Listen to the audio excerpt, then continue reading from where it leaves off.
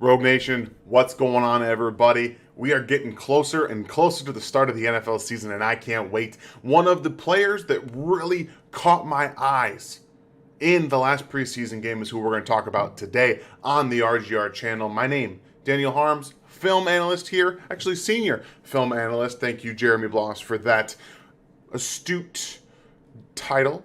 Appreciate it. But we're talking a little bit of film today, y'all. Back with the film reviews. We get actual film for the preseason finally, and we are going to talk about the one and the only Rashee Rice, SMU wide receiver, drafted in the second round. If you guys want to go back and watch my breakdown of Rashee Rice and why I felt he was a good fit and why I was more optimistic about his explosiveness after I watched his 2021 tape, you can do that on the RGR channel. Just look up the Rashee Rice film review. It'll be right there. But when we look at what he was able to do, I was very impressed over the course of the last couple of, games here. He was able to really separate himself and get a lot of different looks and be utilized multiple ways. And when I watch what they're doing with him and I compare it to what they did with, or what they didn't do with Sky Moore last season, it's tough, man. In the preseason last year, he had, he played in 3 games. He had 4 targets, had 3 receptions for 23 yards in that whole time period.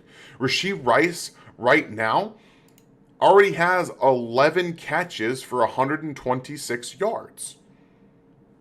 That tells me they are really looking to get him involved in this offense, take his game to the next level, get him incorporated, and they're really trying to bypass a lot of the learning steps in terms of learning everything that Sky Moore was asked to do last year. So let's go ahead and jump into his preseason game against the Arizona Cardinals, where he was force-fed to the tune of 9 targets, 8 catches for like 96 yards. And what we're going to see here is Rashee Rice right there attacking some of the corners up at the top of your screen. Out of a stack, you're going to see them do a really good job of setting up what's going to be an RPO play. And what I want you to pay attention to is first the mesh point here where there's like 3 guys there and then the drop, okay?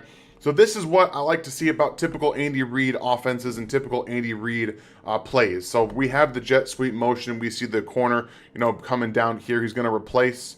And what Rashee Rice is going to do a very good job of is attacking the feet of the corner. So if you watch what he does, we have that corner coming down to replace and be able to get more closer to the line of scrimmage. And all of this creation motion down here, you're going to have, the play action fake here. Also Travis Kelce motioning from left to right, almost like they're running a split zone here.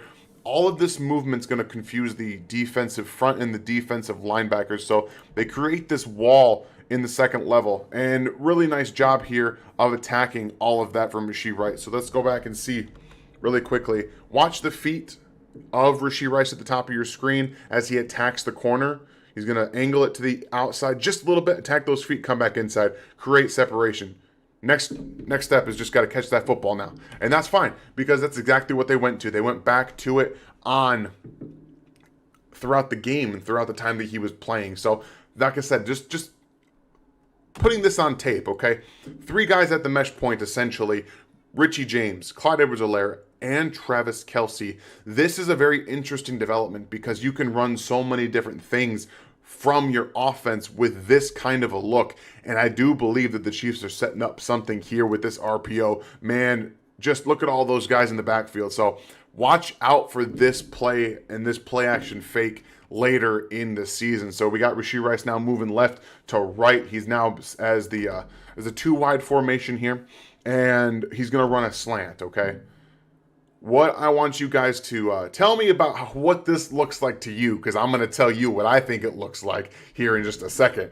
And I can't stop thinking about it since I saw it. We can see here that this is Sammy Watkins running in a slant and then just taking off when there's no defense behind him. So we compare this a little bit to what Rashee Rice did. It's not as explosive, it's not as fast, but we have a defender being made to miss. Another one, he breaks the tackle, makes a guy miss, and I love what he's doing here, signaling into the middle of the field, just getting underneath that. They run a slant flat concept here. So you have the tight end going to the flat, going to draw a defender away from the middle, and then just attack.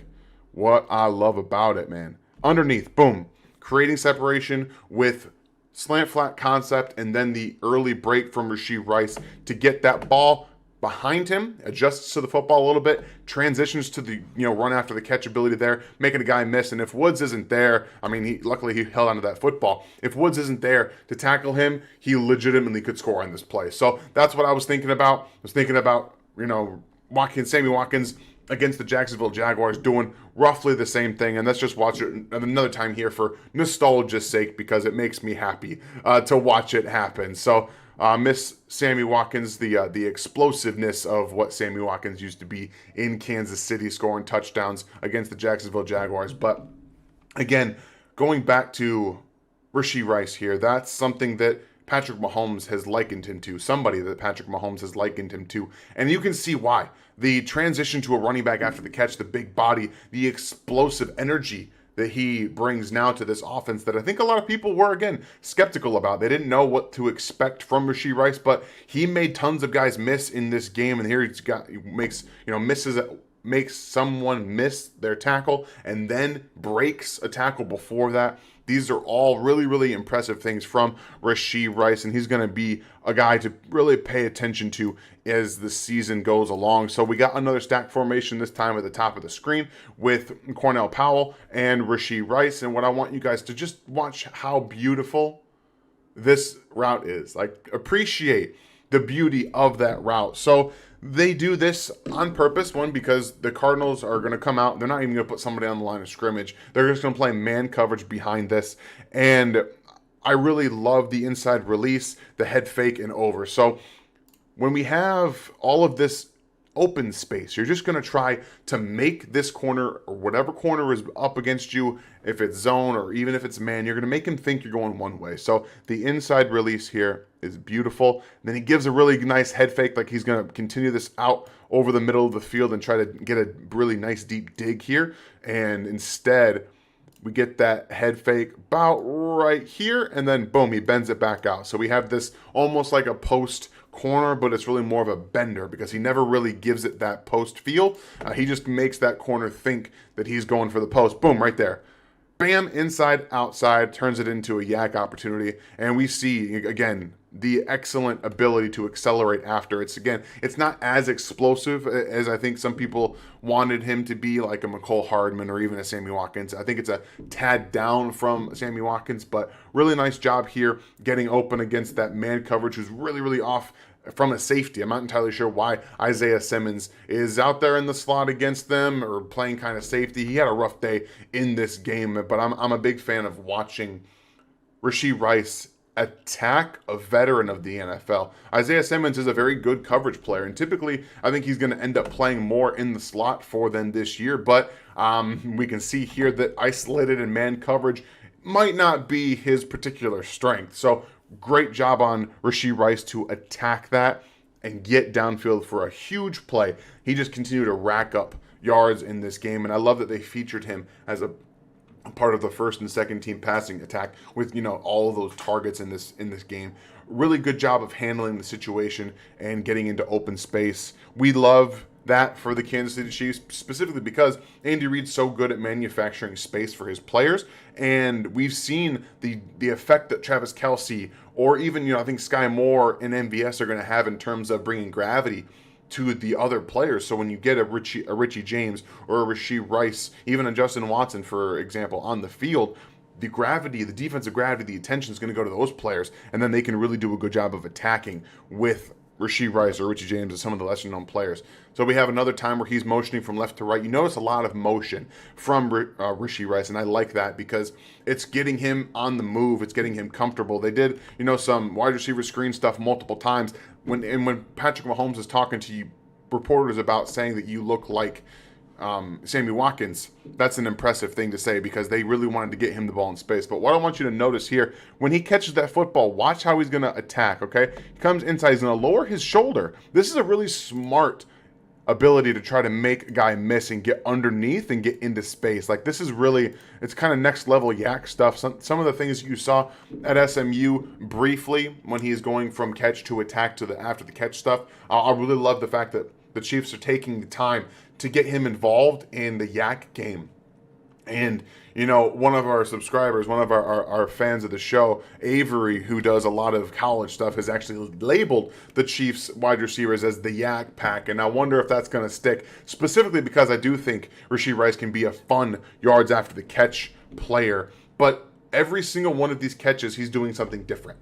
He's not doing the same routes. He's got kind of a fuller route tree than most people, myself included, may have expected. So we go from the post or the slant to the first one on the RPO was a glance route, almost like a slant, but it's a little bit skinnier. Then you have the post, and you have the corner, the post corner, almost like where he's selling that post and he's going to the corner. And we just saw a wide receiver screen, and we have another one coming in right here from Rashee Rice. So he's, oh, my apologies, he has not moved quite yet. He's in the slot here.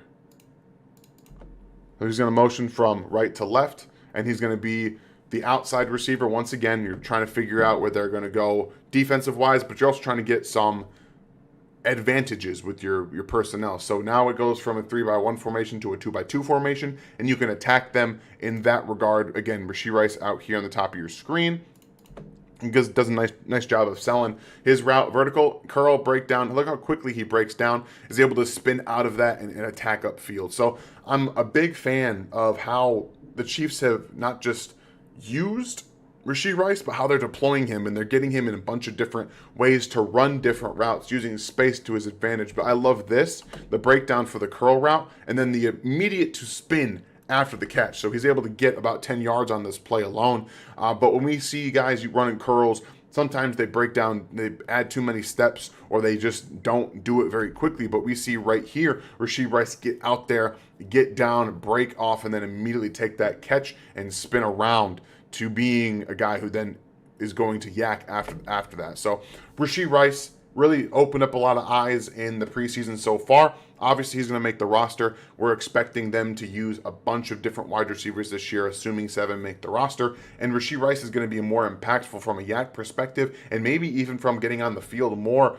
as a rookie than Sky Moore did, specifically with the way that they've used him in the postseason. So big fan of what he did against the Cardinals. I think that he's going to have another fun game against, the Cleveland Browns on Saturday. And I'm really excited to see what they do with him again, because if they continue to go at him with these targets and with the ability to use his yak, I'm excited about what that adds to an offense that really does need a yak player. In terms of Kadarius Toney could be hurt, we know Richie James can do that, but there isn't like a bona fide true make you miss kind of guy with the acceleration afterwards in the starting 3 if you don't have Kadarius Toney. So he's that guy. I think Rashee Rice can be another big body added to that. And then he also makes all the spectacular catches downfield. Don't forget that. The Chiefs have not forgotten that. It's just more of they're using him in a different way than he was used at SMU. So don't be surprised if later in the season they start chucking some bombs downfield for this guy, because he has exceptional ball skills, and he's going to have some very spectacular catches this season. I'm excited to watch him. I hope you guys are too. I hope you enjoyed this look at Rashee Rice and being able to marry what we saw, at least what I saw in 2021, to what they're doing right now with him in Kansas City in the preseason. So looking forward to seeing him on Saturday. We've got more content, and now that the season's almost here, we're going to have more live shows for you. We got some surprises coming for you too, guys. So have yourselves a fantastic day, and we'll see y'all next time.